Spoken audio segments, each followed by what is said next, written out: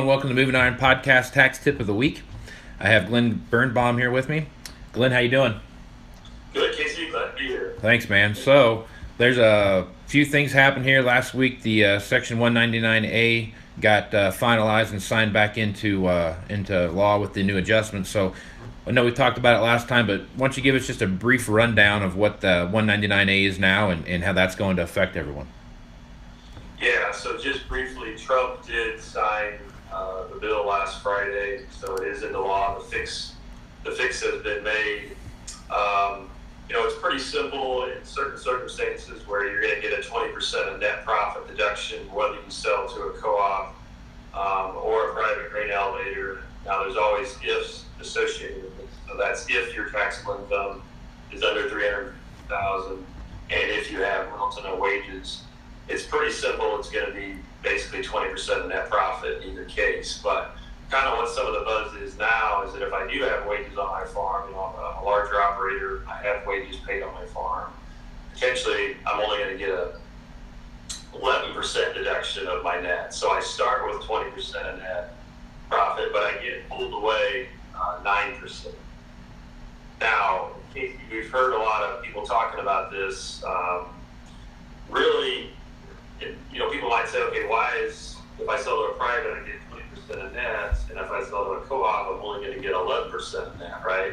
Seems like maybe the tables have turned back around. Well, it all goes back to the old 199A rules. Just for a simple example, under old 199, not 199A, but the old 199 rules, if I made $100,000 net profit on my farm, and I had a little bit of wages, maybe $18,000 of wages, I would get this 9% deduction. So not 20%, it was 9% back then. So 9% of $100,000 is a $9,000 deduction that I would get, right? So I only pay tax on $91,000. That's the benefit. That's if I sold to a private elevator. If I sold to a co-op back then, I would actually get no deduction whatsoever directly. So that 9% got pulled away from me under the old rules. So because of that recognition that the 9% got pulled away from me under the old rules, they pulled away from me under the new rules. That's why there's a difference, but I'm not sure everyone understood that those were the rules back in 2017. So it has created some confusion. Okay. So they're created that confusion now, but the idea of that 20% loophole is gone now. So yeah, the big 20% of gross loophole is totally gone. We're back to the way it was. I just think people now realize maybe more what the difference was back in 2015. Okay. All right. Well, I think that clears it up a little bit there, and now we're back to a little bit clearer than it was before. So yeah, everybody's back on a kind of a more fair playing ground. Doesn't matter if it's co-op. It doesn't matter if it's a private thing or not. It's pretty indifferent. Okay. All right. So let's talk about what you got for this week and what your tax tip is for the week here. Yeah, so we thought about talking about maybe a typical example of an equipment trade-in. So looking at this, from the farmer perspective, and we touched on this maybe I guess it was about a month ago, but I want to show a crystal clear example of how this works when you have a trade-in of an equipment, and it depends on whether the piece of equipment you're getting back, am I going to finance it with a loan or is it an operating lease? So we'll get into this, but it can make a very big difference. Okay, so I've got your spreadsheet up that you sent to me. Yeah. So through the magic of technology here. Right. Hopefully. So and I can't see the screen, but I'm going to trust you that you're doing this right, Casey. All right. You're always in charge. All right. So we just have a simple example of, we've got a new tractor, $350,000. It could be a used tractor. It doesn't really matter whether it's new or used, but I'll call it new just to say it's the tractor we're getting. $350,000. Now the trade-in value of our old tractor is $250,000. So our net cash that we need to come to the table is $100,000, or we got to borrow that money. But then we have our old loan payoff of $200,000. So really the balance due on this whole transaction, the new loan is going to be $300,000. Okay. Mm-hmm. So under the new rules, this is new in 2018. If I'm trading off a tractor and I've got a loan on it, and my new tractor's also got a loan, we're actually going to present this differently than we have before. So there's actually going to be a gain on sale of $250,000 in this example. Because that's the trading value of the tractor I traded off.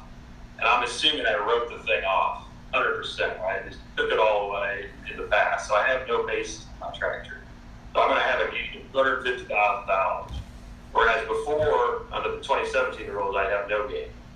But all is not lost, because if I'm able to get the new depreciation rules, I'm going to be able to write off that full $350,000. So my net effect there, net taxable income, if I wanted to, I can drop it by $100,000. Okay. Okay, that's really my net out-of-pocket expense, right? Yep. So it has the impact typically the exact same as before. Okay. Okay, so we talked about that again. I think it was about a month ago. Right. Yep. Now, let's go to the second set of boxes where it's the operating need.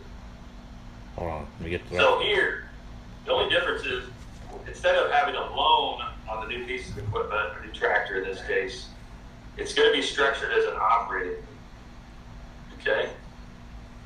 So, if you look down at that lower box, we have a gain on sale of $250,000 as before, right? Right. We have to now treat the tractor as if I sold it, my old tractor, with the trading value. But now, instead of being able to depreciate that tractor, I only can write off the lease payment that I made. And let's say we made a $50,000 lease payment.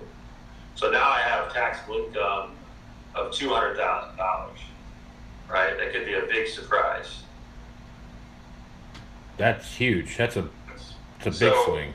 So the question you're going to probably ask is, well, how do I know whether something's a capital lease or a loan? Same kind of, for tax purposes, it's basically the same thing. I'm purchasing the item versus if it's an operating lease, then I'm just renting the item, right? And I can't depreciate it. Right. Does that make sense? Yeah. So it's facts and circumstances, but one of the biggest things you look to is, what's the buyout at the end? If the buyout at the end is, $1 or some sort of bargain purchase, then it's a finance lease, it's a loan, right?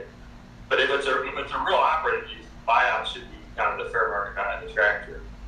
So if you've got a lease that has a buyout equal to fair market value, probably that's an operating lease, and you've got to be real careful that you're not going to get hit with this taxable income. Okay.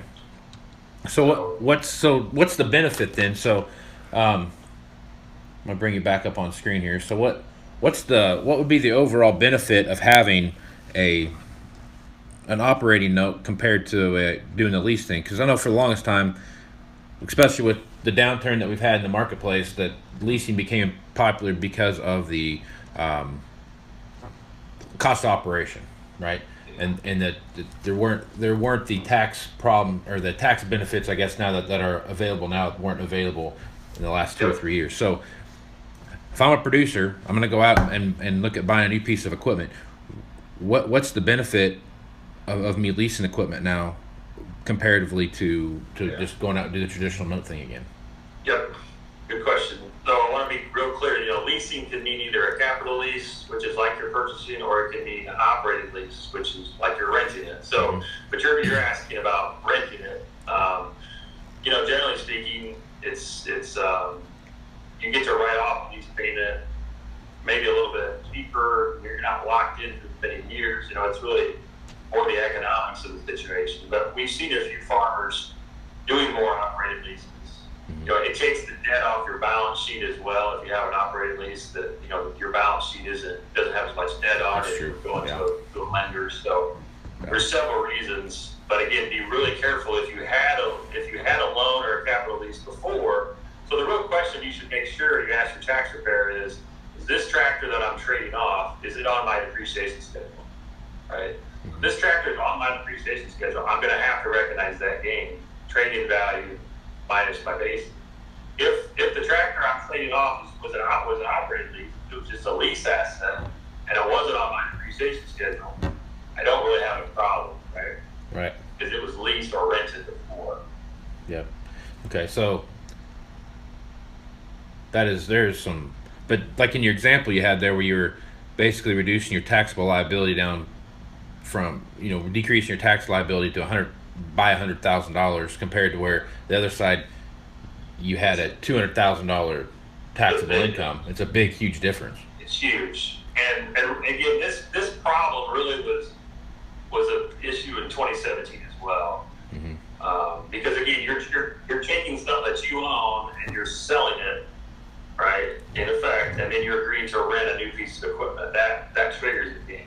Right. But this really isn't a new rule. It's just something that I wanted to make sure your viewers and listeners were aware of. So just be real careful when you're taking an operating lease back. Okay. And your old tractor was a loan. Okay. Okay, let's talk about that then. So let's say that I have, one other thing that I run into quite a bit are the guy who has a lot of equity in the machine he's trading in, and he goes and leases a piece of equipment, and he rolls that equity over into the lease, which I see that happen quite a bit because they're trying to drive down that overall payment cost operation thing. What's the tax implications of doing something like that? Well, I think if I heard you right, I think you have to act like you sold that piece of equipment and created that equity, and then almost did like a prepaid lease, right? So a prepaid rent for whatever that equity was. Right.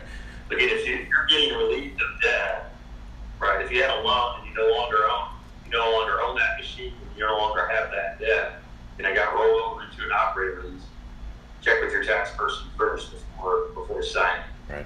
Because I think the example would be, I have a tractor. It's whatever. Oh, it's $100,000 tractor. I owe $30,000 on it, so I have $70,000 worth of equity. I take the $70,000 equity right there, and basically the dealership is more or less writing me a check for $70,000, right? Yep. And then they're taking that tractor on trade, and then they're going to lease me this tractor over here. So in that example, that $70,000 would be, or $100,000, I guess, because that's what the overall trade value was. Correct. I guess. So that's becomes taxable income. Yep. Okay. All right. Exactly right. Okay. Well, this is why we have accountants, and I'm glad that you're on here to explain this, because this stuff, there's so many pitfalls and all those kind of stuff that's all wrapped into that. So Glenn, if guys want to get a hold of you and they want to, ask more questions about this, get a little more in depth with this, where can they get a hold of you at? Phone number is 309-694-4251. That's probably the best place. You can also check me out on my email on our website, which is www.hbcpas.com. Okay. And then you're on Twitter as well. What's your Twitter handle? At Glen Birnbaum. Okay, Glenn. All right, Glenn. Well, thanks for being on here. We look forward to next week's tax tip of the week. All right, Casey. Appreciate it. Thanks a lot. You too. Happy Easter. Bye.